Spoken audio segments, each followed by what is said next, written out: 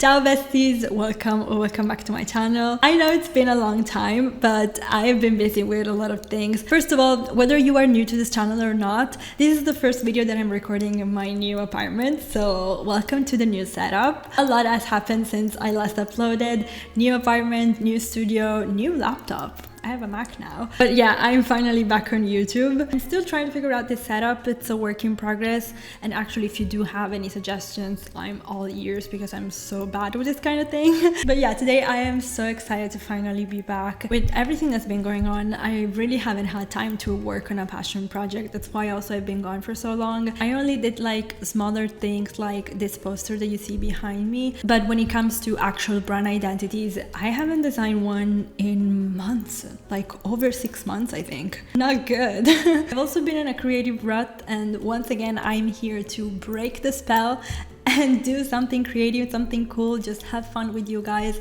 So this is what we're gonna do today. This project that I have in mind today is so fun because it combines my two favorite things about design, which is typography and packaging. We're gonna do something a little different when it comes to the type, and then we're gonna also work on the packaging. We have a lot to do, so I don't wanna keep just yapping for no reason. So let's go on Pinterest so I can show you what I've been thinking. Taking off my rings because I cannot work.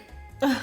It's hard to be gay and functional. So the brand that we're going to design today is a tea brand called Yassify. As you're seeing, there's a lot of different type inspiration. That's because for this project, I want to do something that I've quite literally never done before, which is completely custom typography, like 100% custom. I mean, I've only done it once for a client, but it was more like trying to recreate like a font, like the visuals of a font. In this case, I want to do something like completely different that is visibly custom. So yeah, there's a lot of inspiration here for what I want to do, but I actually have a sketch ready for this. This is already very exciting because again, I've never done this before. I wanted to try this with you guys. Hopefully it comes out as I'm picturing it. Then of course there's the packaging, which is arguably more important for product-based brands like bagged tea, because customers come across the product like on the shelf, so it's the packaging that has to catch the eye, right? For the packaging, I have another cool idea. I want to do some illustrations, and since the type is going to be custom, so the shapes are not going to be exactly like perfect, like it's going to be again visibly custom, so the shapes are going to be a little rough and not perfect, but I want to match that look in the illustrations, and I want to create some flowers. And lately I've been having this idea of like cutout paper, like illustrations that look like scrapbooking. I don't know if that makes sense. Like I want to create something that looks like a blank page where someone has cut different shapes and glue them on. I mean, is it crazy? Yes, but in my head it makes sense, and I'm actually gonna walk you through it once we get to that stage. Yeah, I want to do like this paper effect, and as you can see here, there are a few examples of something like this pin here. I have a pretty clear idea what I want to do, but I'm not sure how it's gonna turn out. I only have a sketch right now, which is really rough. This whole project is a big old question mark, but I'm so excited to do it with you guys. Yeah, let's jump immediately on Illustrator and let's start working on this. This is the sketch that I've been working on. As you're seeing, the type is really similar to one pin that I had on my Pinterest board, which is this one. All the letters are like intersecting with each other, and this is something that you can only achieve with custom type. I mean, you can use a font as a base, but to get this like fluidity in the logo, it's best to just start from scratch basically. I'm saying all of this even though I've never done it, but sure. Once we do this, we are gonna work on the layout a little bit more. For now, what I want to do to just get started is trace this image. So we're gonna take the pen tool and I'm just gonna trace it and see what comes out of this. So I'm not gonna care too much about getting it exactly like the sketch, just because the sketch doesn't look that good.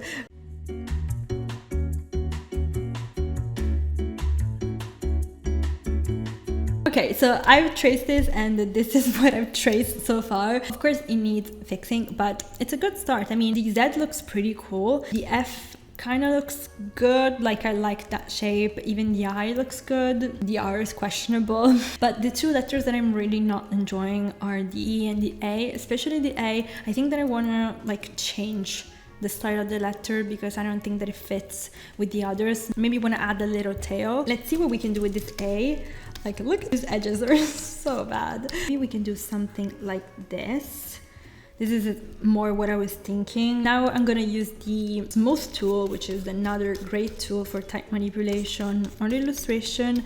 And I'm just gonna smooth these lines a little bit. I like the layout so far, by the way. I think that it looks good. Maybe the E has to be bigger though. Oh God, it's gonna take so long. Let's see what we can do with this F. Let's start maybe easy. So let's see this curve. Okay, actually I like this. Maybe I'm gonna fix this. Actually, you know what? I don't mind this F. I think we're gonna leave it for now. Okay, no, I don't like this, no. Now I'm gonna do something a little cringe that I haven't done, I think, since like uni, because I didn't know how to use Illustrator back then, so I had to find a way. But I think it's the best thing to do right now. I don't like this like round edge that I created. I'm gonna use like a good old white shape to get rid of that. I'm gonna use the shape builder tool to get rid of that, and there you go. Like usually when I want to create like really perfect shapes, like cut out perfect shapes, I just use the eraser tool and I press option and then it creates like a square, but in this case we can't do that. For this, actually maybe I think I want to do something like this. In the sketch I kind of did something similar. Let's fix this R because it's honestly funny how bad it is. This E is so bad, like honestly. You know what? I realized that this is gonna take a long time. I'm gonna keep cleaning it, keep doing the same stuff that you've seen me do. Hopefully it's not gonna take that long, but I will be back once I'm finished. Hi. It's day 2, as you can probably notice. Turns out making type from scratch takes a long time. Yesterday it took me about 3 hours to get to the final version of the logo. After that my brain was melting, so I decided to call it a day and start fresh today because we have so much to do. I am so excited to show you the logo. This is the final logo. I'm gonna zoom in so you can see it better. I mean, it looks so cute. I am actually so proud of it. So as you can see, it's pretty much the same. I've only just worked on the layout and on making sure that all the letters would fit together. The A, we were onto something yesterday, but of course now it's cleaner and it's so fun. It turned out to be my favorite letter. The F stayed pretty much the same, and I actually ended up tweaking the Z. I made it slightly thinner just so it fits with the rest. I love it. I mean, it might not be perfect, but it's not meant to be. This is so slay, like I cooked here. So for now we're gonna leave it at that. I want to move on to the packaging. This is a custom die line that I've made myself, that I've designed based on many boxes that I've seen online, tea boxes, but the specific measurements come from a mock-up that I saw online, so that when we finish the design and we want to put it on a mock-up, it's gonna fit perfectly. So annoying when it doesn't, so I just kind of took this information and just built my own die line. It's so easy to do. You can literally just figure out the shape and then make it how you want, like I did now. For practice, it's so good. Of course, when it comes to client work, it's different, but for practicing, another thing that you could do is get an actual tea box and open it, trace it, and just use that as a die line. I would do that, but I just recently moved in. It's summer. It's currently 30 degrees. Yeah, 30, which is actually not that much. So no, I don't have any tea right now in the house, but if you want to do that, that's even better. But first of all, of course, we have to work on the illustrations. I basically want to do like a garden, a two-dimensional garden. So I want to create like the grass and then all the flowers like all next to each other. And as I said, I want to do that scrapbook effect. Obviously, I'm very aware that flowers and herbs are a very common like subject for tea brands, but The way that I wanted to approach it is that even though I'm using like very common imagery, I want to approach it in a completely different way. Usually we see like very soft like flowers or very realistic flowers, even like pictures, but since this brand like obviously is very organic, very natural, I want to convey that using this like paper effect. And also like this is where it starts to get crazy and my brain just starts cooking like some weird shit. Scrapbooking is like a very like relaxing activity, I would say, and tea is something that is very relaxing, right? So I don't know why this is connecting in my brain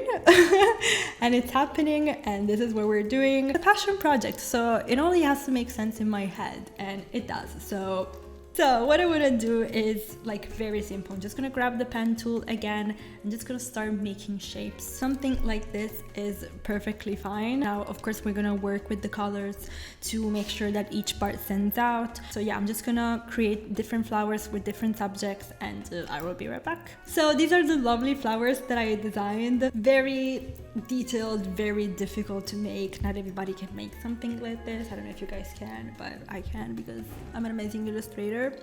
So we're just gonna position them in the die line like I was explaining before. So I positioned all the flowers that I drew and the grass and the logo on the die line, and this is the layout that I'm thinking. Now we haven't really talked about the colors yet because I want to use different colors for each tea type, which is something that is really important in packaging design. For the first tea type that we're gonna do, which is Earl Grey, we're gonna use this palette. Now as you can see at the top we have 3 different colors, which are the colors that are gonna change in every tea type, and then the other colors are the fixed colors, so colors that we're gonna see in all the packaging design. So I'm gonna use this palette to color the illustrations.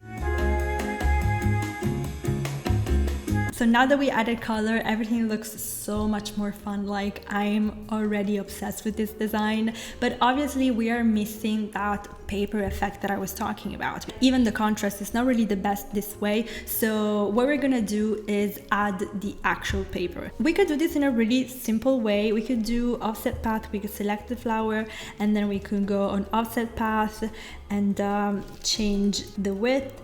And we would have something like this, which looks good. It does give off that paper effect, but it's not exactly what I'm thinking. Like it's too perfect, right? So what we're gonna do instead is actually trace the shape using the pen tool as we have done with the rest. And the goal is gonna be to be messy.